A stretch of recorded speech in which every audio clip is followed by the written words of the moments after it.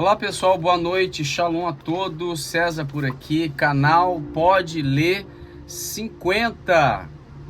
Estamos aqui felizes, lendo o livro do nosso apóstolo Pedro Medina, A Maior Moeda de Câmbio.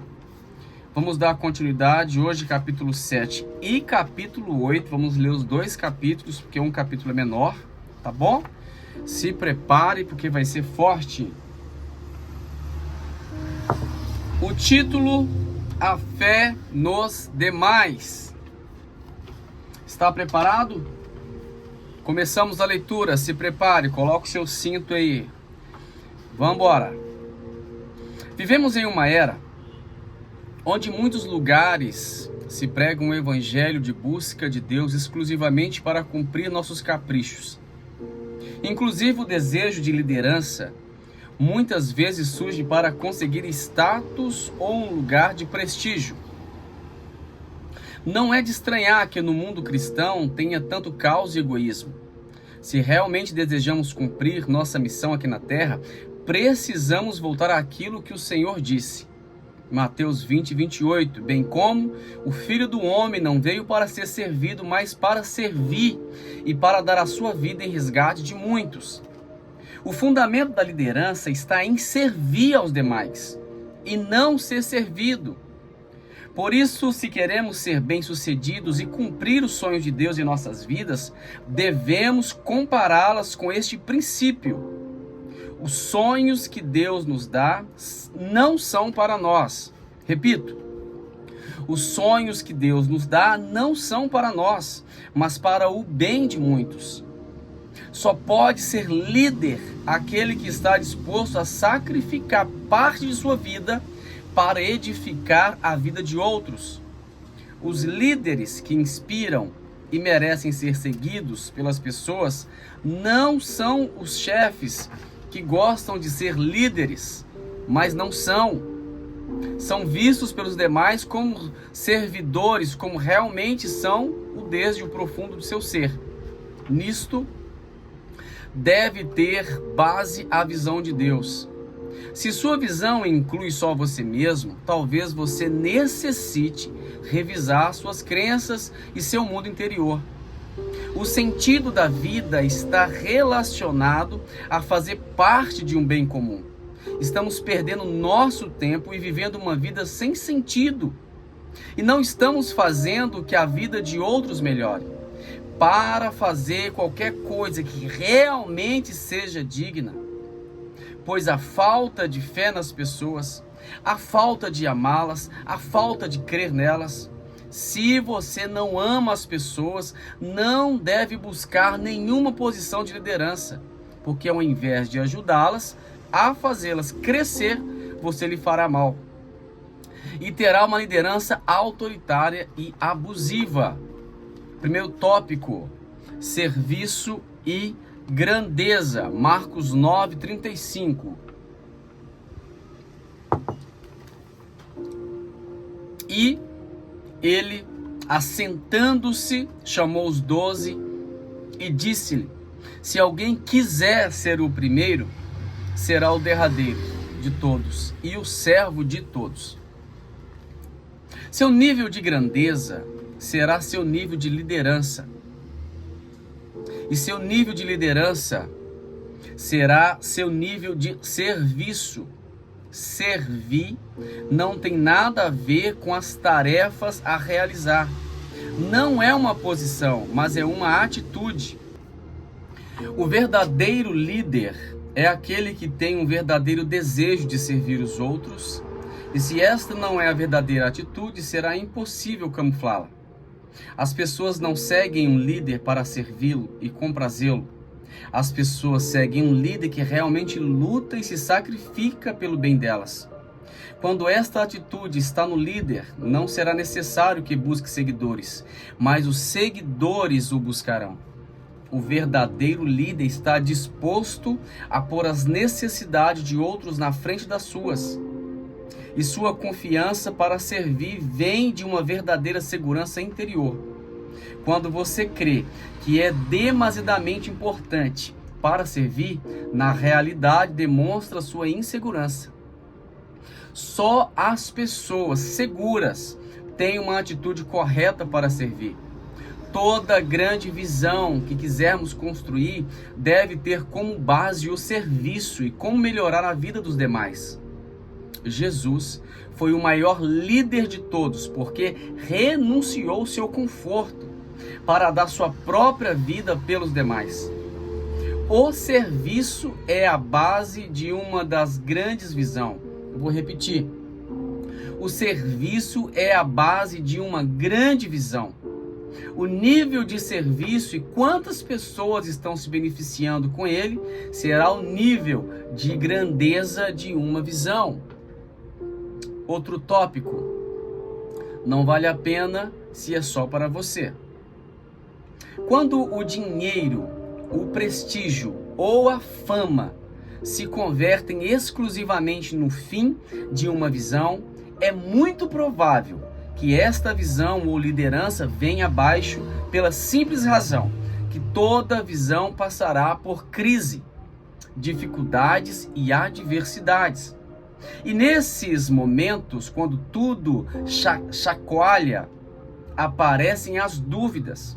E se você não tiver convicções puras e profundas, algo pelo que realmente vale a pena pagar, o preço é fácil abandonar. No momento de empreender uma visão, é importante que exista uma forte identificação de propósito. Se você só luta por uma posição, por dinheiro ou fama, esta luta fica totalmente sem sentido na hora em que você não vê o dinheiro, não vê os aplausos ou as congratulações. No entanto, se uma pessoa tem convicções claras, transcendem e... vamos voltar. No entanto, se uma pessoa tem convicções claras que transcendem e em seus objetivos o dinheiro não é o fim, mas um simples meio, essa pessoa vai sobressair mesmo nas piores crises. Outro tópico: a prova da verdadeira intenção. Qualquer um pode dizer que tem a intenção de fazer o mundo melhor ou de ajudar aos demais. Quase todos dizem o mesmo, mas a verdade é que isto só é demonstrado pelos fatos e não pelo que se diz. Muitas pessoas prometem para Deus que vão ajudar os pobres, ou em missões, ou em qualquer outra área de necessidade quando se tornarem bem-sucedidas e se tiverem muito dinheiro. Mas o que realmente demonstra que iremos fazer isto quando tivermos dinheiro é o fato de está-lo fazendo agora com poucos recursos que temos. Jesus disse em Lucas 16:10: quem é fiel no pouco, no mínimo, também é fiel no muito. Quem é injusto no mínimo, também será injusto no muito. A prova real do que você fará quando tiver muito é aquilo que você está fazendo com pouco. Se do pouco que você tem ajuda a melhorar a vida de outros, Deus pode confiar em você e dar ainda mais que continue fazendo o mesmo. Ao invés de pedir mais a Deus, comece a semear o que você tem agora. Ainda que seja pouco, você não ajuda tendo pouco. Tampouco ajudará quando tenha muito. Se sua prioridade não é servir agora, será muito mais difícil quando você tiver muito. Deus é o primeiro interessado em que você seja próspero e que tenha muitos recursos. Mas se em seu coração você só busca o seu prazer, Deus não terá nenhum interesse em lhe dar mais, pois estaria alimentando ainda mais o seu egoísmo, o seu egocentrismo dentro de você.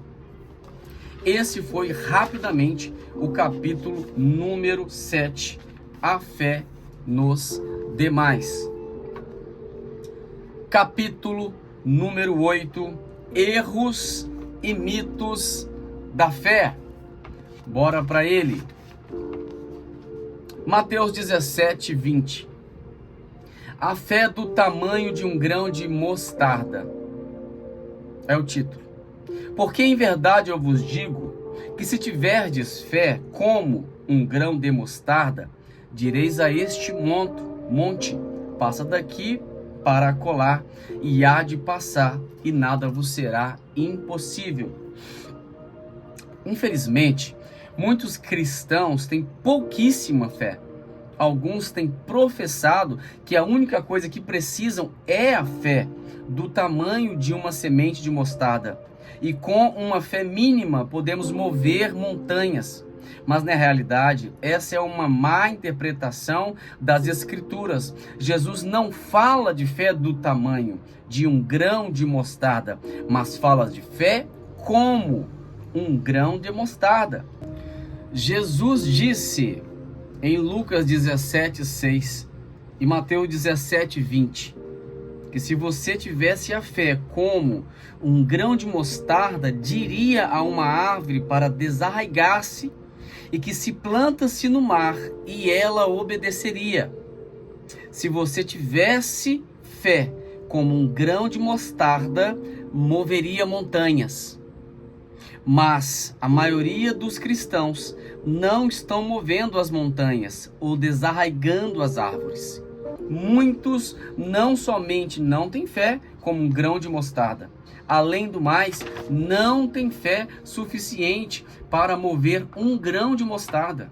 A maioria dos cristãos interpretam estas passagens acerca da semente de mostarda como se referisse ao seu tamanho devido a quem um grão de mostarda é muito pequeno. Interpretam as passagens citadas dizendo que se você tem um pouco de fé, então poderá mover montanhas. Então, se Jesus não está referindo-se ao tamanho ao que se referia, Jesus diz que deveria ter a fé que um grão de mostarda tem. Como a fé do grão de mostarda? Como é a fé do grão de mostarda? A fé de um grão de mostarda é que, apesar do seu tamanho, ela não acredita ser a menor hortaliça, apesar do seu tamanho, mas ela acredita ser a maior hortaliça, apesar do seu tamanho. A semente de mostarda tem a fé de ser a maior de todas as hortaliças, sem olhar para a sua condição atual. Pense nessa pergunta: o que faz uma semente poderosa?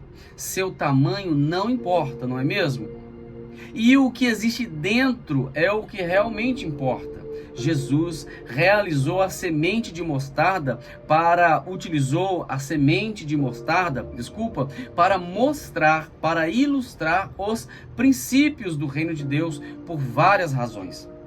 Uma semente leva em si o DNA ou o projeto da planta-mãe, leva a promessa de ser uma árvore. Uma semente de carvalho não produzirá um castanheiro. Uma semente de mostarda irá produzir uma árvore de mostarda. A palavra de Deus, que é uma semente, produzirá o reino de Deus dentro de você. O poder de Deus e a vida do grão de mostarda estão em seu DNA, em seu interior, no código genético, que diz que deve transformar. A semente de mostarda está apegada à promessa de transformar-se em uma grande árvore. Assim também, o poder da fé está em seu tamanho. Não está, voltando, assim também o poder da fé não está em seu tamanho, mas na promessa e na visão, na qual deve trabalhar para se tornar o que deve ser. A fé é tão boa como a promessa e a visão que se está agarrando. A fé é tão boa como a promessa e a visão a que se está agarrando. Se você se apega às promessas de Jesus, você crê que irá alcançar o que você diz que irá alcançar. Se você crê em seu DNA de filho ou filha de Deus, então sua fé lhe conduzirá até lá. Outro aspecto que creio que Jesus queria ressaltar sobre a fé como um grão de mostarda, é uma fé que cresce. Quer dizer que podemos ter uma fé no princípio, uma fé pequena no princípio, mas se regarmos e cuidarmos e alimentarmos, chegará a crescer a níveis inimagináveis. Então, poderemos mover montanhas. Por último, o grão de mostarda não exerce nenhum poder até que não seja semeado. Se quisermos que a nossa fé tenha poder e que cresça, devemos semeá-la. A fé deve ser posta em ação.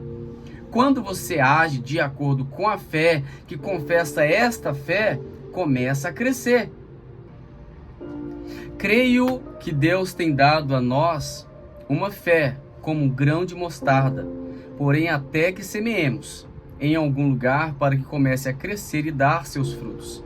Por exemplo, talvez você tenha a fé do tamanho de um grão de mostarda para abrir seu próprio negócio para a glória de Deus. Todavia, é muito pequena e não está produzindo nenhum fruto para você. Mas agora semeie essa fé numa terra. Como? Criando e desenhando um projeto de negócios. Depois você começa a olhar os locais onde você poderia abrir um negócio. Sua fé já está começando a crescer, porque você a semeou, você agiu.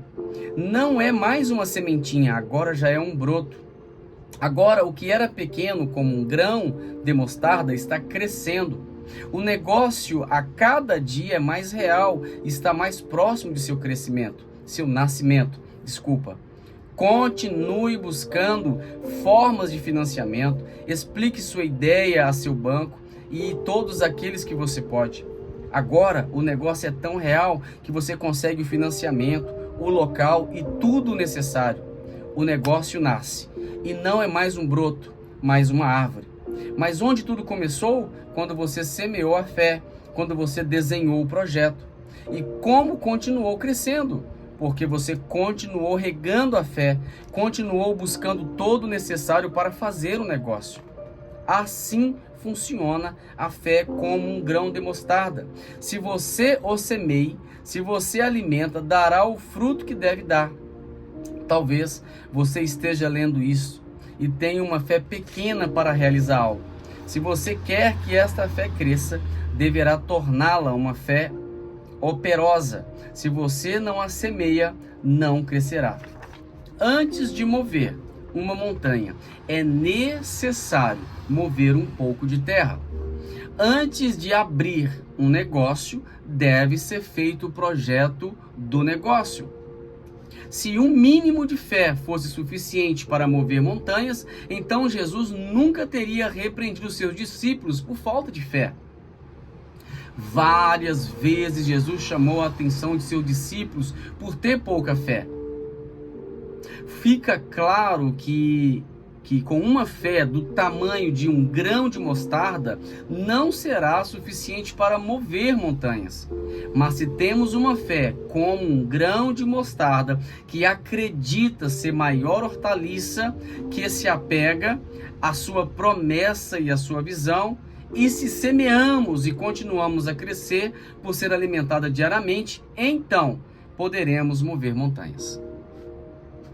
Outro tópico: esperando em Deus. Uma das coisas mais difíceis na vida de um cristão é encontrar um equilíbrio entre aquilo que corresponde a Deus fazer e o que corresponde a nós fazer. Muitos cristãos caem na armadilha dos extremos. Por um lado, muitos só se dedicam à oração e às coisas espirituais e espera que Deus faça o trabalho duro. Por outro lado, há os que somente esforçam e trabalham duro, mas não contam com a oração e com a mão de Deus. Ambos se frustram e são ineficazes. Josué, capítulo 1, versículos 5 e 6. A Bíblia diz assim: ninguém se susterá diante de mim todos os dias da tua vida. Como foi com Moisés, como fui com Moisés, assim serei contigo. Não te deixarei, não te desampararei. Esforça-te, Josué, tenha de bom ânimo, porque tu farás a este povo herdar a terra que jurei a teus pais que eu lhes daria. Nestes versículos do primeiro capítulo de Josué, Deus diz a Josué que estaria com ele, assim como esteve com Moisés, que lhe ajudaria em tudo, mas também disse que se esforçasse e que tivesse bom ânimo. Creio que esta passagem quer dizer que Deus não vai fazer aquilo que está dentro das nossas possibilidades. Nós nos encarregamos de fazer aquilo que é possível e Deus se encarrega de fazer o impossível. Aleluia! A frase esperar em Deus tem se convertido em uma desculpa para muitos não enfrentar os gigantes nem correr riscos. Parece que aqueles que usam esta frase de maneira errada creem que só devem agir quando tudo parece fácil e não precisam fazer esforços. Parece que o sinal de Deus para entendermos que algo realmente é de sua parte é que seja totalmente livre de esforços. Por este tipo de mentalidade, os hebreus que saíram do Egito não entraram na terra prometida, porque não estavam dispostos a enfrentar os gigantes, nem as cidades fortificadas. Devemos lembrar que a terra prometida por Deus mana leite e mel, mas também mana gigantes e muito trabalho. Creio que essa atitude nunca foi a atitude dos heróis da fé da Bíblia. Os homens e mulheres de fé na Bíblia agiram em situações, limites e arriscadas, fazendo tudo dentro de suas possibilidades e deixando o impossível nas mãos de Deus. Talvez você esteja esperando em Deus por um milagre ou uma mudança de vida a tempo. Mas pode ser que Deus esteja esperando que você saia da zona de conforto e comece a esforçar-se e ter bom ânimo, como mandou a Josué que fizesse. Quando Deus me disser qual é meu chamado. Uma das maiores armadilhas que tem paralisado milhares de cristãos e os tem tornado ineficazes é o mito de esperar que Deus lhe diga qual é o seu chamado para depois agir ou começar a servir. Muitos cristãos buscam uma experiência mística através de um sonho ou de um anjo para que Deus lhe revele seu chamado, ou que grande homem ou grande mulher de Deus profetizem o que deve ser feito, o que deve fazer. Enquanto esperam que Deus lhe diga o que deve fazer, os anos passam, se frustram e suas energias são desperdiçadas. Todos nós queremos fazer algo significativo e encontrar nossa paixão.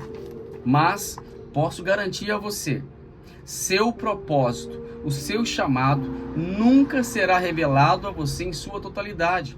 Estou certo que você não descobre seu chamado para depois servir, mas você vai descobrindo o seu chamado enquanto serve. Isso aqui é muito forte. Eu vou ler de novo. Estou certo que você não descobre seu chamado para depois servir, mas você vai descobrindo o seu chamado enquanto serve. Ao nosso redor existem milhares de necessidades e poderíamos fazer algo para ajudar. Em nossas igrejas locais, há dezenas de maneiras de servir. Você pode perguntar a si mesmo: que coisas me apaixonam? A dor de quem me afeta? Que coisas eu gostaria de mudar para o bem dos demais? Sinto ódio por quais injustiças? Talvez nessas perguntas você possa encontrar lugares onde servir e encontrar seu propósito. Não espere mais para que Deus diga o que deve fazer com sua vida. Deus espera que nós façamos coisas para Ele através de nossas próprias iniciativas. Deus não precisa falar a você tudo o que você deve fazer. Assim como um pai não precisa dizer a seu filho ao que exatamente ele deverá dedicar-se o resto de sua vida, mas o que está disposto a ajudar para que seu filho encontre sua vocação e disposto para investir em seus projetos. Assim creio que Deus deseja que comecemos a servi-lo desde uma iniciativa própria, que nasce no nosso amor e paixão por Ele, e não de uma ordem sua. Amém. Quando ainda estava no Instituto Bíblico, parte das matérias para a graduação era fazer uma viagem missionária a um país pobre para evangelizar, e trabalhar para a igreja local. Lembro que uma das colegas de classe falou publicamente que não tinha o chamado para ir a missões em países pobres e falar outro idioma, mas o diretor do Instituto Bíblico lhe disse que se quisesse formar, deveria fazer a viagem. Forçada e sem muita vontade, ela foi à viagem que durou 15 dias. Depois do retorno, ela voltou completamente mudada e convencida que Deus lhe havia chamado a missões em países como o país ao qual tinha ido. Pois tempo depois, ela deu início a uma organização missionária que ajuda a enviar missionários a diferentes países do terceiro mundo. Somente quando ela serviu a Deus de uma forma simples e sem preconceitos, que Deus pôs no coração dela o seu propósito e chamado. Sirva a Deus em tudo que você puder agora. Não fique esperando que Ele diga a você o que fazer. A Bíblia é clara em dizer que devemos pregar o Evangelho a toda criatura. E isso pode ser feito de centenas de maneiras diferentes. Desde limpar o chão de uma igreja ou enviar dinheiro ao missionário, até indo às nações pregando. O importante é usar cada oportunidade, cada recurso, cada talento que você tenha para Deus. Se você for fiel no pouco, Deus colocará você no muito. Se Deus vê que pode contar com você para as coisas pequenas, Ele chamará você para as coisas maiores. Uau! Vamos para outro tópico. Estamos na página 129. A fé me fará livres de problemas. Muitos cristãos têm uma ideia errada sobre a fé. Pensam que a fé é uma imunidade para os problemas. É falso pensar que se tenho fé, então não terei problemas nem enfermidades. A verdade é que ninguém está imune de problemas ou de enfermidades. Vivemos em um mundo com uma natureza caída e pecaminosa. Vivemos em um mundo que não é regido pelas leis de Deus, mas pelas leis dos homens, corruptos e influenciados pelas hostes da maldade. Crer que se você tem fé, nunca irá lhe acontecer nada é errado. Porque Jesus disse: no mundo tereis aflições. Mas a boa notícia é que também Jesus disse: tem bom ânimo, eu venci o mundo. Mas a boa notícia é essa: isso quer dizer que seremos mais que vencedores sobre todas as aflições e tribulações pelas quais passamos. Isaías 43:2. Quando passardes pelas águas, eu estarei contigo. E quando pelos rios, eles não te submergirão. E quando passardes pelo fogo, não te queimarás, nem a chama arderá em ti. Neste versículo, Deus nos promete estar conosco no meio da nossa aflição. Não promete nos livrar da água e do fogo, mas que nos livrará na água, no fogo. Apesar de passar pelo perigo da água ou do fogo, seremos mais que vencedores, por Ele estar conosco. O mesmo aconteceu com os 3 amigos de Daniel, Sadraque, Mesaque e Abednego. Deus não os livrou do forno, de fogo, mas sim livrou no forno de fogo. A promessa de Jesus não é que não passaremos por circunstâncias difíceis. Paulo sofria constantemente e era perseguido por causa do evangelho. Foi açoitado várias vezes, foi apedrejado, passou por 3 naufrágios. Mesmo assim, foi um homem de uma fé admirável. Era um homem que fazia milagres e prodígios, a qual Deus usou para pregar a todo mundo antigo. A fé não é uma imunidade para as coisas más, mas a força e a capacidade de Deus para que você saia vitorioso de cada problema, uma e outra vez. Outro tópico: a fé e lastimar-se. A fé e lastimar-se.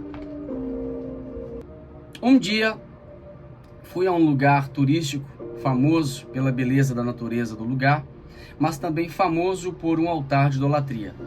Enquanto visitava o lugar, me aproximei da estátua do ídolo e me deparei com uma mulher de joelhos que olhava compenetrada para a estátua com uma profunda expressão de lástima. Olhei por mais alguns minutos a cena até que enfim, repetindo, olhei por mais alguns minutos a cena, até que enfim a mulher conseguiu derramar uma lágrima e parecia satisfeita em fazê-lo. Nunca mais me esqueci daquela cena. Entendi que o que ela fazia era tentar comover ou fazer que a sua entidade sentisse pena para que lhe ajudasse. Parecia um teatro e algo sem sentido para mim. No entanto, percebi que aquela cena não se repete somente em altares de idolatria. Também se repete em nossas igrejas. Muitos têm a ideia errada de que a maneira de mover a mão de Deus é demonstrando lástimas e penas. Seja pela cultura herdada ou simplesmente por ideias equivocadas. Muitos cristãos têm caído no mesmo engano. Pensam que se demonstrando impotência, desespero, lástima ou pena, Deus fará algo por elas. Mas que você não sabe é que a fé é totalmente oposta à pena. Em uma situação de perigo de morte para os discípulos, o barco deles estava quase indo a pique em meio à tempestade. E Jesus dormia na polpa. Os discípulos despertaram a Jesus e lhe perguntaram: não te importa que pereçamos? Marcos 4,38. Muitos pregadores ilustram essa passagem bíblica de uma maneira que podemos imaginar Jesus ao despertar dizendo algo assim: não temas, ou não temam, eu sou o Filho de Deus, eu vou salvar vocês. No entanto, não foi o que Jesus disse. Ao invés de confortar os discípulos, os repreendeu, confrontou, dizendo: porque sois tão tímidos, ainda não tendes fé. Em meio a uma situação de perigo e de morte, poderíamos imaginar aparecendo como um super-herói para resgatar os discípulos do perigo. E de fato, essa é a imagem que muitos pregadores transmitem deste episódio na Bíblia. Mas na realidade, Jesus repreendeu os seus discípulos por terem pouca fé, por tê-lo despertado como fizeram. Em nenhum momento Jesus demonstrou sentir pena, nem lástima, nem tampouco quis mostrar como um super-herói. O que realmente teria agradado ao Senhor era que seus discípulos tivessem fé e se tivessem vencido a tempestade por eles mesmos. Se você quer sair da situação em que se encontra e quer a ajuda de Deus, necessita andar na fé. Sem fé é impossível agradar a Deus.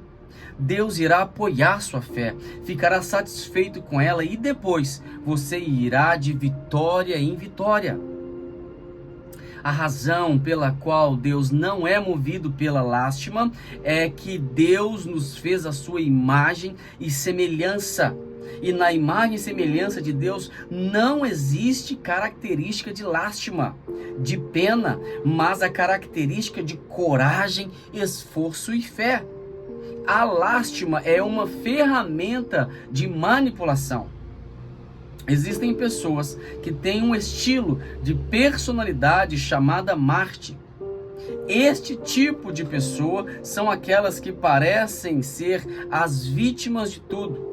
Geralmente, as personalidades mártires buscam a aprovação e especialmente a buscam por meio da lástima, que tentam inspirar através de uma atitude de humilhação. Trata-se de pessoas que sempre se mostram como vítimas, sendo isto uma maneira clara de manipulação. Muitas pessoas com esse tipo de personalidade vamos voltar. Muitas pessoas com esse tipo de personalidade crer que sua lástima também poderá funcionar com Deus, que poderão manipular a Deus através de sua atuação como vítimas. O maior problema é que é um erro, muitas vezes alimentado por ensinamentos errados dentro da mesma igreja. Há toda uma cultura cristã de lástima e pena refletida nas músicas e nas pregações. Por isso, se você pergunta por que as coisas não mudam apesar de tanto orar, chorar e pedir, talvez agora você entenda o que deve fazer é andar na fé, um bom ânimo e esforço. Só assim Deus se alegrará em nós, porque refletiremos a sua imagem e sua semelhança. Não devemos esquecer que apesar de que Deus não seja movido pela lástima, que é uma atitude derrotista, negativa e manipuladora, Deus é movido pela compaixão e a dor real das pessoas. Deus tem compaixão das pessoas e suas situações tristes e difíceis. Mas o que devemos enfatizar é que Deus espera uma atitude de fé dessas pessoas e não uma atitude de lástima para que recebam seu milagre ou seu câmbio. Mateus 9,36, a Bíblia diz: "E vendo a multidão, teve grande compaixão, porque andavam desgarrados e errantes como ovelhas que não têm pastor." Outro tópico: fé, emoção ou convicção. Vamos lá. Quando o povo de Deus saiu do Egito através de Moisés, viveram no deserto durante 40 anos e experimentaram os milagres mais incríveis da Bíblia. Viviam em uma constante experiência com o sobrenatural de Deus. A mão de Deus era visível às 24 horas do dia. Durante o dia tinha uma nuvem que lhe dava sombra. Durante a noite, uma coluna de fogo que lhe protegia do frio. O maná aparecia todas as manhãs. Tudo era espetacular, assombroso. Eu fico imaginando o que o povo sentia todas as vezes que Deus se manifestava a cada dia. Realmente deveria ser impressionante viver a cada dia com uma demonstração diária do poder sobrenatural de Deus. Mas algo aconteceu quando chegaram à Terra Prometida. O maná cessou, a nuvem e a coluna de fogo desapareceram. Enfim, agora deveriam viver pela fé, sem ver nada sobrenatural. Agora deveriam trabalhar, construir, matar gigantes, enfrentar as cidades fortificadas, lutar, e tudo sem nenhuma demonstração sobrenatural externa da presença de Deus. Embora não visse nada, Deus prometeu que seria o mesmo, que seria com eles como esteve com Moisés. Deus agora se manifestaria de outra maneira, dando vitória nas batalhas e fazendo-os prosperar em tudo que empreendesse. Agora tinham que deixar de crer naquilo que viam e começar a crer em seus corações por fé. Isso acontece conosco também, quando nascemos de novo em Cristo. Quando nós saímos do mundo e Jesus nos torna livres do Egito, nos leva a uma temporada de deserto, onde Deus se manifesta constantemente a nós. Quando oramos ou cantamos, sentimos que Ele está ali e choramos de emoção constantemente. É incrível ver como os novos crentes vivem de milagre em milagre, de testemunho em testemunho, vivem uma experiência espetacular e podem ver a mão de Deus a cada dia. Porém, creio que chega um dia na vida do cristão, quando você deve amadurecer, quando a sua fé já não é tão como base os sentimentos e emoções, mas em uma convicção arraigada em seu coração. Muitos cristãos se frustraram e chegam a crer que estão mal com Deus, porque já não estão vivendo as experiências do deserto. No entanto, é justamente o contrário. Quer dizer que tem que amadurecer e deixar de depender de emoções e viver com uma convicção. A mudança de deserto à terra prometida é a mudança da maturidade, onde você não depende mais de emoções para tomar decisões. O mesmo acontece com a própria vida. Um bebê, quando nasce, necessita sentir a presença constante de sua mãe para afirmar sua segurança. Chora constantemente e tudo é novidade. Mas à medida que vai crescendo, deixa de depender tanto do toque e do choro que entra na maturidade. O fato de não sentir mais fisicamente sua mãe não significa que não está mais com ele. Não significa que não tem o apoio dela. Não significa que não tem o seu amor. Quando o cristão entra na etapa da maturidade, precisa entender que apesar de não sentir como antes, Deus continua ali, ao seu lado, apoiando, protegendo e te amando. Deus precisa de cristãos que não dependam de sentir, mas que têm convicção a cada momento. E apesar dos problemas, tomarão as decisões com base em suas convicções. Quando lemos a respeito dos apóstolos, de seus perigos, perseguições, prisões e açoites, não imaginamos que são emoções que lhe diziam que deviam seguir. O que motiva ou o que motivava a seguir adiante apesar da dor e do perigo? Claro que uma fé que não tinha como base as coisas que se veem ou se sentem, mas a fé com base em convicções. Se os apóstolos julgassem a presença de Deus pelo que lhe acontecia, poderiam dizer que Deus lhe havia abandonado, que estavam mal com Deus ou que tinham perdido a fé verdadeira. No entanto, como não julgavam pelo que sentiam, mas pelo que criam, seguiam adiante. Muitos interpretam mal a fé como emoção e por isso não podem experimentar a bênção de viver uma vida de fé. A emoção é uma alteração intensa e passageira no ânimo, seja por algo que ouvimos ou por circunstâncias que nos rodeia, que aciona o ânimo. Deus nos criou com emoções. As emoções são boas, mas as emoções têm seu propósito, lugar e tempo. Por melhores que sejam as emoções, elas podem nos levar ao desânimo, à dúvida e tirar o nosso olhar do alvo que é Cristo. A fé apela ao nosso sentido de convicção. Se vivemos por emoções, seremos como marionete das circunstâncias. E nossos 5 sentidos... Vamos voltar. A fé apela a nosso sentido de convicção.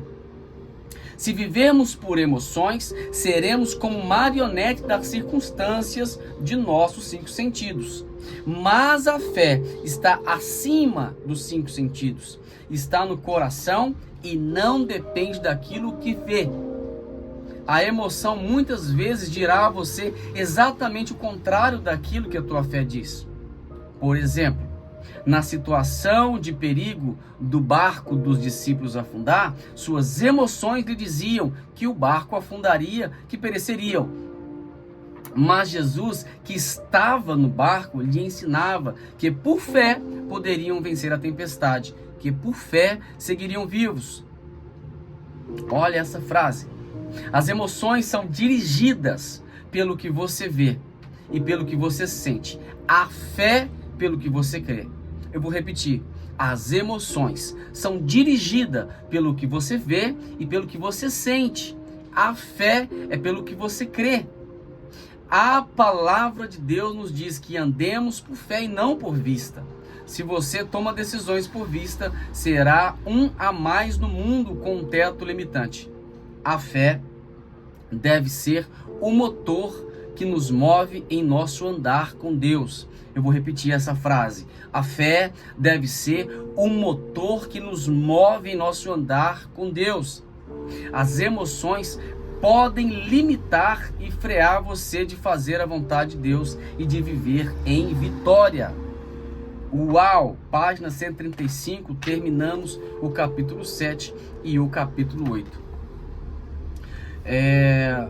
Foi uma bênção, eu amei esse capítulo 8, para mim foi poderoso demais, da conta. E é isso. Vão lá nos comentários, comentam pra gente o que vocês acharam do capítulo 7, capítulo 8.